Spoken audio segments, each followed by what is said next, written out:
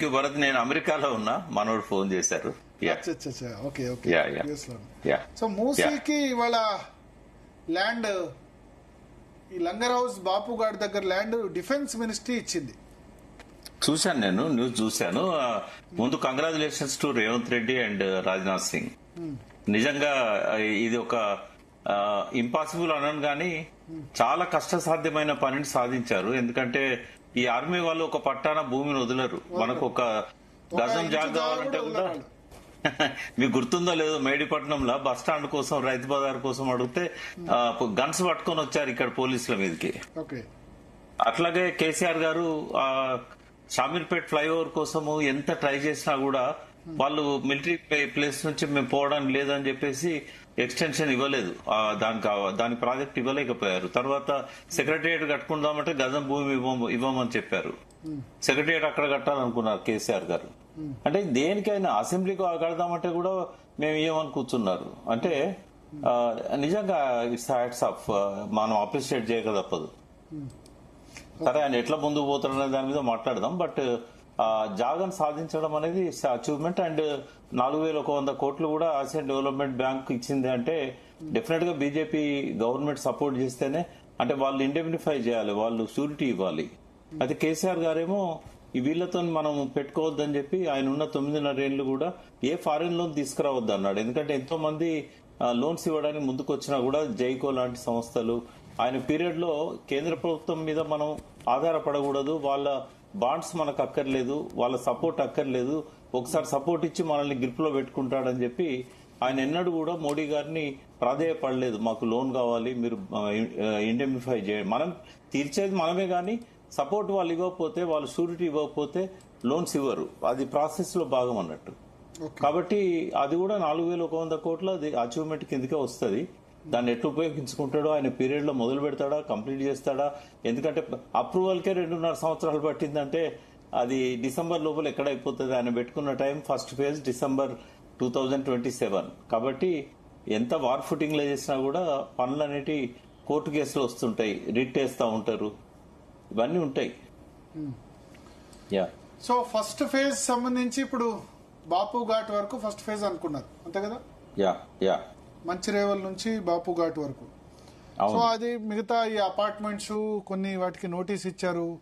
దానిలో కూడా కొద్దిమంది సుముఖంగా ఉన్నారు, కొద్దిమంది వ్యతిరేకంగా ఉన్నారు, ఇట్లా డివైడ్ అయిపోయినారు అంటున్నారు. అంటే యాక్చువల్ గా ఇంత ల్యాండ్ వచ్చిన తర్వాత ఇంకా వాళ్ళని ఎందుకు ఎవిక్ట్ చేయాలి? వాళ్ళు కూడా ఆ డెవలప్మెంట్ లో ఎందుకు భాగం కాకూడదు? ఇప్పుడు ఆ 2-3 గేటెడ్ కమ్యూనిటీస్, తర్వాత గంటా చక్రపాణి, కె శ్రీనివాస్ లాంటి వాళ్ళు ఉన్న అపార్ట్మెంట్స్ ఉన్నాయి కదా, వాటిని అట్లే ప్రొటెక్ట్ చేస్తూ ఎవరిని ఎవిక్ట్ చేయకుండా ఈ మిలిటరీ వాళ్ళు ఇచ్చిన ల్యాండ్ ను మనం ఉపయోగించుకున్నట్టయితే ఆయన డ్రీమ్ అనేది సక్సెస్ అవుతుంది. దీన్ని అంటే ప్లాన్ లో జస్ట్ చేంజెస్ చేయాలి. ఎవరైతే ఆర్కిటెక్ట్స్, ఎవరైతే డిజైనర్స్ ఇచ్చారో వాటిని ఎగ్జిస్టింగ్ స్ట్రక్చర్స్ ను డిమాలిష్ చేయకుండా డెవలప్మెంట్ లో వాళ్ళు భాగం కావాలి. వాళ్ళకు వాల్యూ పెరిగితే పెరగనియండి. ఇప్పుడున్న దానికంటే 5 times 10 times ఎక్కువ వస్తుంది రేపు అపార్ట్మెంట్స్ అమ్మినట్టయితే. Let them benefit. ఎందుకంటే ఒక స్ట్రాటజిక్ ప్లేస్ లో వాళ్ళు ఇదివరకే ఉన్నారు కాబట్టి వాళ్ళని డిస్టర్బ్ చేయకుండా మనం డిజైన్ చేంజ్ చేసుకోవచ్చు కదా. Is it impossible? సాధ్యం కాదా? బ్యూటిఫికేషన్ అనేది సముద్రం అంతా విశాలమైనది, ఆకాశం అంతా ఎత్తున్నది. కాబట్టి దానికి లిమిట్స్ ఏముంటాయి? మనం పెట్టుకునే లిమిట్స్ అవుతాయి. కాబట్టి let them redesign the plan with the help of military acquired land. కాబట్టి వాళ్ళని తీసేయకుండానే, ల్యాండ్ అక్విజిషన్ చేయాల్సిన అవసరం లేకుండానే మిలిటరీ ల్యాండ్స్ వల్ల ఆయన అనుకున్న నైట్ లైఫ్ గానీ, ఆకాశం అంతా ఎత్తైన భవనాలు గానీ ఇవన్నీ పెట్టుకోవచ్చు. ఇబ్బంది ఏముందల్లా? మూసీ బ్యూటిఫికేషన్ కి దెర్ ఇస్ నో లిమిట్స్ కదా.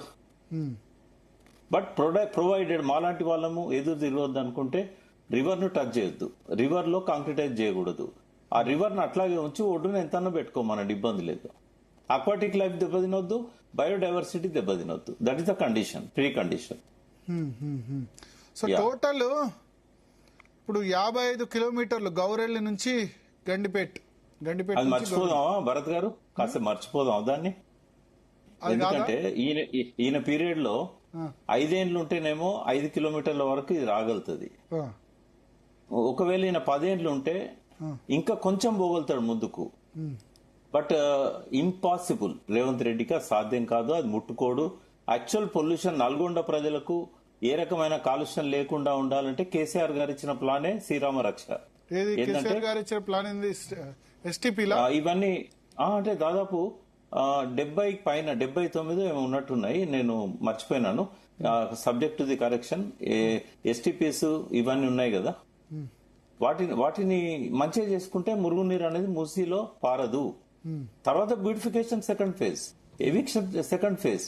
నేను రిజిడ్ గా ఉండను. నేను ఎవిక్షన్ విషయంలో కూడా నాకు రిజర్వేషన్స్ ఏం లేవు. డెఫినెట్ గా ఎవిక్షన్ కాకుండా ఏ డెవలప్మెంట్ రాదు, ఏ ప్రాజెక్ట్ కట్టారు.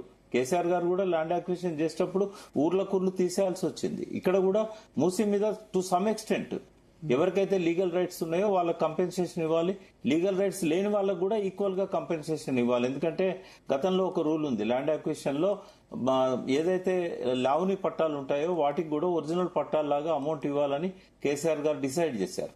ఇక్కడ కూడా మూసీ ఒడ్డున